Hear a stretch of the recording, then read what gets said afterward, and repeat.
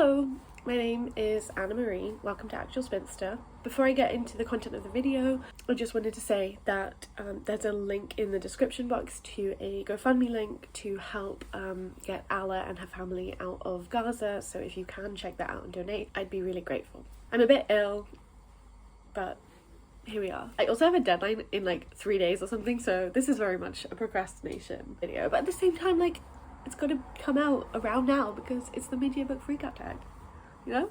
I saw Sian and Bert over at Storytime do this a couple of days ago, and they included the question of like author crush, so I'm gonna take that from them because I think that's a fun idea.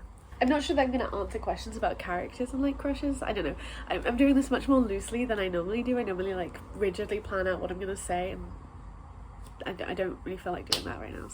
So favourite books I've read so far this year, I've got 2, and then basically the 3 that are the answer for the next question, I would say also are included in these like top 5 books I've read this year. So the first book is Little Fish by Casey Plett, which I talked about already in a reading vlog.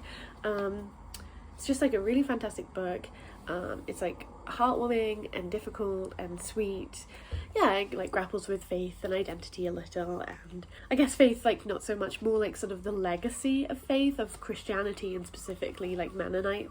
Yeah, it's about Wendy, a 30-year-old trans woman who is kind of stuck in her life, and then her grandma dies, her Oma dies, and then like when she goes to the funeral, she gets like a phone call from a family friend who indicates that her, like Wendy's like dead Opa, grandfather, was like her in some way, and she's trying to figure out like what that might mean about like her family.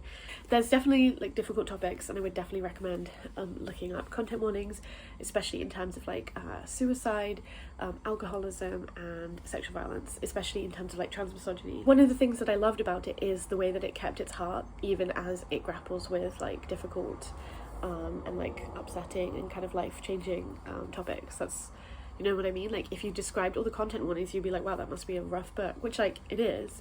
But at the same time, like, maybe partially through the character of Wendy. I guess maybe I do have a crush on Wendy. Okay.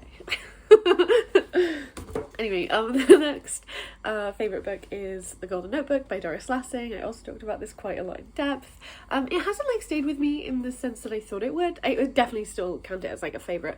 And when I was reading it, I was very, very involved in it. And it did take a long time to read, I guess, so maybe it's partially that. And also, I guess I've been, like, thinking about a lot of other things. But it's just this really fantastic book about Anna Wolf, a writer. She keeps all of these 4 different notebooks kind of in separate, like, as a way to sort of separate her life.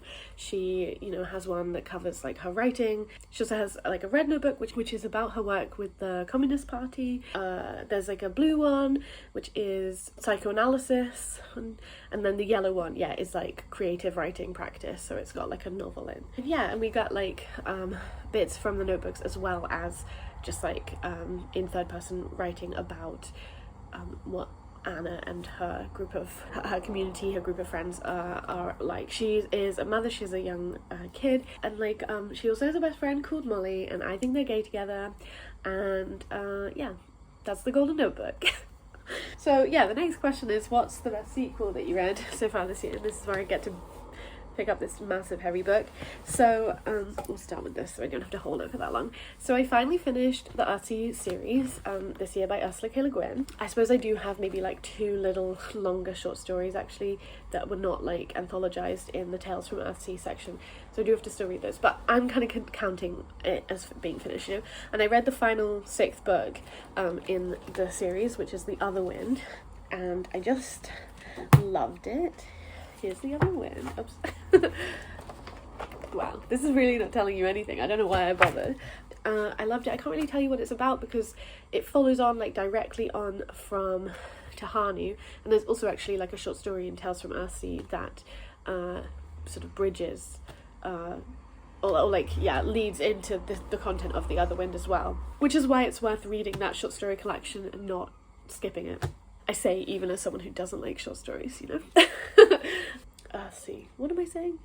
Anyway, so The Other Wind, and I just loved it. I thought the way that it ended brought everything together was really beautiful. I can definitely understand like people kind of having criticism of it, but I just sort of felt so like entranced and enthralled by it. It definitely made me feel like I was a child again, reading, you know, a fantasy series and just being completely lost, which was like really precious to me, and I'm so glad that I got to experience that. Okay, the next one is, of course, I always have to mention a Discworld book, I guess, in this like sequel section, don't I? This is Carpe Jugulum by Terry Pratchett. It's in the Discworld series. I don't know what number, probably like 30 something, maybe 20, late 20s. But it's also in the Witches series. I think it's the final Witches series book, which is also one of the reasons why I like didn't read it for a while. It's about vampires, and it's so funny and so good, and I love vampires so much, and they're so silly and foolish, but also like still manage to have like, you know, it's not like completely ludicrous. Yeah, anyway, but it's just so good, and like I enjoyed it so much. It made me laugh so much. I think Terry Pratchett is the most funny man in the entire world. Obviously he's dead now, so I guess that, but still, I think he's still the most funny man in the entire world. And yeah, I look forward to rereading this, because I'm definitely going to reread this. And then the final sequel that I loved was The Barrow Will Send What It May by Margaret Killjoy. I couldn't find the first book in the series actually, but I read that first book this year also. Can't remember what it's called, but I talked about it, so yeah. These are both like really great, like punk, like anarcho fantasy, kind of like demon fighting, cool novellas that are about community and violence and yeah, like transformation, care, anarchy, witchcraft. It's a lot of really great stuff. This one follows on directly from the last one. There's like an anarchist run library, like just a communal library, you know, in a town, and it's sort of about death and kind of like zombies, I guess, but like they're not really sort of described as that, I guess, but that's sort of what they are. Yeah, I don't remember if there's any more in the series, but I hope there is, because I really love it. I love Danielle, who's the main character. I guess I also have a crush on Danielle. Alright, well, anyway. Okay, so the next question is new release that you haven't read yet, but you want to. I'm going for Private Rights by Julia Armfield. The like queer book of summer. I hope I will get to this soon. I managed to find this copy, so I just was like, well, I guess I will, because I have read everything she's written so far, and although I wouldn't say like they end up being like my favourites, I do tend to enjoy them, even if I liked her short story collection first. Why am I like a hypocrite? I say something and then like I immediately completely counteract it, even though I'm like, oh, I don't really like short stories, and then I'm like, actually, Us short stories are so good. So yeah, there's also another question about kind of like anticipated release. I'm not going to answer that question. The next question is biggest disappointment, and I think I'm going to pick a book that I did not finish. I could potentially go back and finish it. I've lent it out to a friend now to see like if she is going to finish it. And I was really disappointed, because I just thought I would love it, because it's about like Yiddish anarchists and Butch Dykes in 1950s like New York, Bush from culture, blah blah blah. And that's Grease Paint by Hannah Levine. I just hated the writing style. I think is really the thing to say. I did not like how it was written. So yeah, that was really a shame, because I feel like if you just read the back, you would be like, this is a book that Anna Marie will love. And I thought that too, so. The next question is biggest surprise, which I feel like is a question I regularly struggle to answer, because I feel like I don't necessarily, like I kind of have a sense of my taste, and then also like I do tend to like pick books that I think I'm going to enjoy. So if it's a surprise in a positive sense, then like I kind of have like an inkling going in. But I guess I picked Siren Queen by Nevo, because I feel like although I thought I would like it, I was surprised by how much how much fun I had with it, and how much I really did deeply enjoy this. Yeah, so there's that. I think favourite new author is the next question, so I could definitely say Margaret Killjoy for that, because I did read 2 of her books and I hadn't read anything from her before. I think I could also say Natalia Ginzburg, because I've been reading, well, I think I've read like 5 of her books so far this year, and I've been really enjoying reading her work and like getting to kind of engage with it. And I really like her as an author. So I think probably Natalia Ginzburg has to win, because like I have only read 2 versus like 5 or 6 or however many of Natalia Ginzburg's work, and I do kind of plan to keep reading her work for the rest of this year, hopefully. I've been a bit lack with that in recent months, but hopefully. Here though, I will say that I think that Margaret Killjoy gets my author crush spot, because she's so fantastic. Like I don't really listen to podcasts, or at least like not very well, but I do sometimes occasionally listen to her podcast. I also do read sometimes her like newsletter, and I just think like what she has to say is like so great, and then also she's so cool and like hot. She's just so cool, like. Book that made you cry is of course also a difficult question to answer for me, because I do cry regularly at most things, so I think I'll just pick The House of Rust for this question, because I kind of would like it to have like a little spot in the sun here. I thought it was a really interesting like sort of fascinating and curious book that had like generosity towards like the reader, and also about kind of like the interior life of a young girl, and I like that a lot. And I there's one particular bit that I really cried a lot at, but it is like about kind of like growing up and like the sort of grief sometimes that you have with that, and also about like your changing relationship with your parents, or like especially I guess with your dad. There's also a lovely cat called Hamza, which if you've read the book you might be able to figure out which part I cried the most at in that case. So yeah, obviously also the Golden Notebook made me cry like so much, and like so did Little Fish. I mean, like again, I said like most of the books I love, I feel like I get emotionally invested in them to the degree that I often would cry at stuff that happens in them. So it's sort of like So the best book to film adaptation this year that I've seen so far, I think I'm gonna have to check my Letterboxd app to check, because I actually think I've watched quite a lot of like film adaptations, even if I haven't read a lot of them, you know. So obviously I watched Poor Things, which I've made a video about because I did read the book of that and I also watched the film. I definitely did not really like the film, so I don't think I could count this. I also watched Dune Part 1 and Part 2 this year, which weren't good, but were okay, I guess.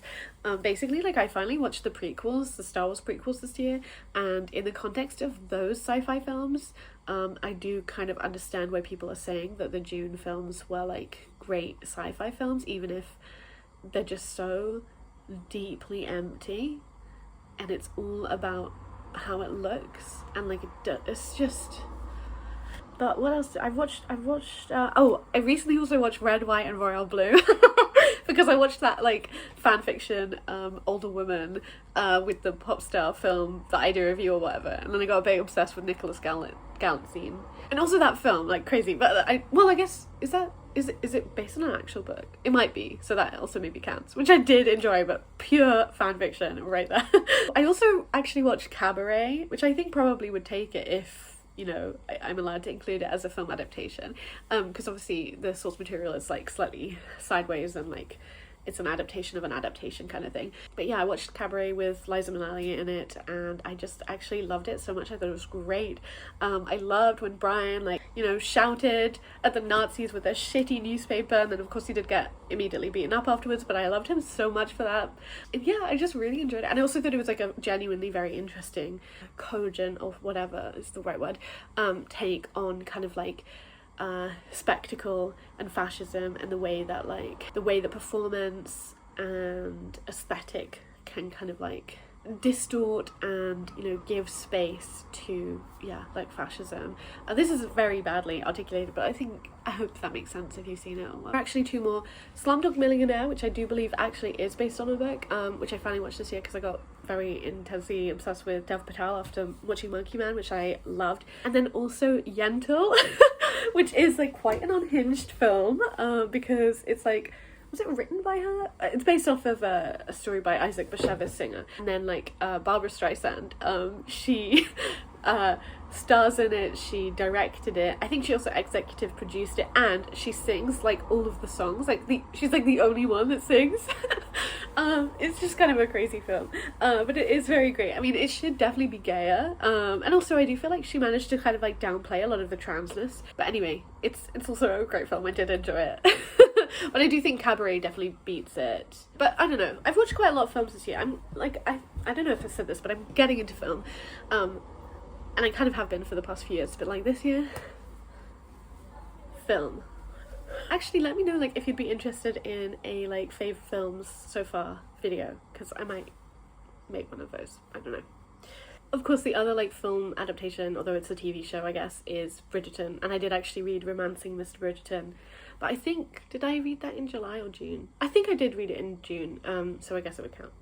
But we won't talk about that. Most beautiful book you've bought so far this year. I still feel like I've managed to forget every book I've ever bought this year, so I'm going for one that I literally just picked up like a couple days ago, because I saw it in a charity bookshop, and again, not to mention but twice in a video, but I think maybe like a year ago or something, but read The Snowball by Brigid Brophy, and talked about it, and like I can't remember if he like explicitly said that he thought I would like it, but either way I definitely came away thinking I would like it, or I'm at least interested in it.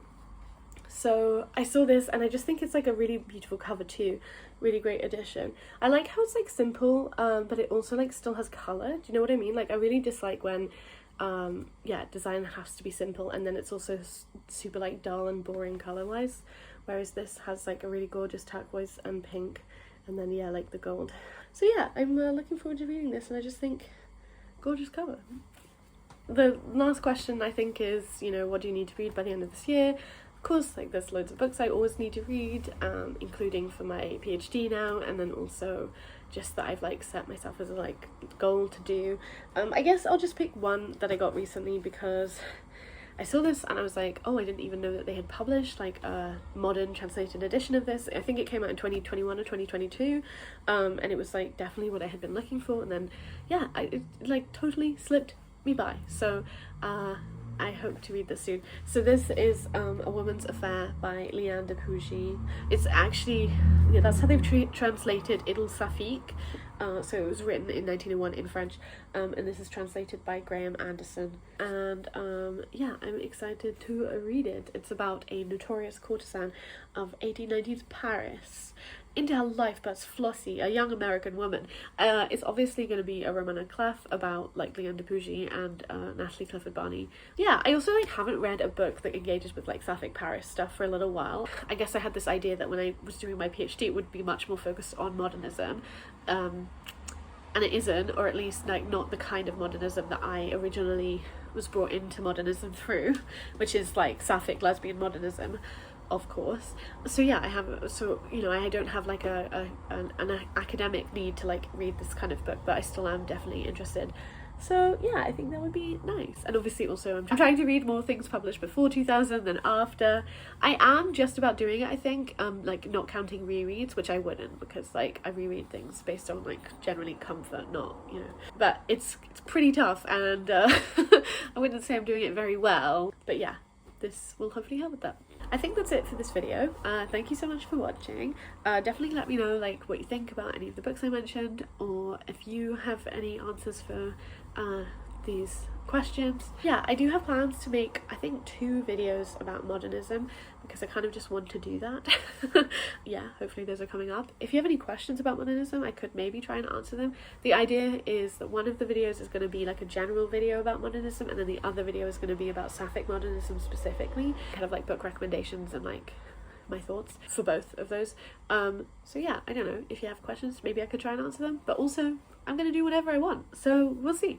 Well, I think that's it from me today, and I will go and get to work, or maybe start spinning wool, because it's Tour de Fleece and I'm kind of trying to participate.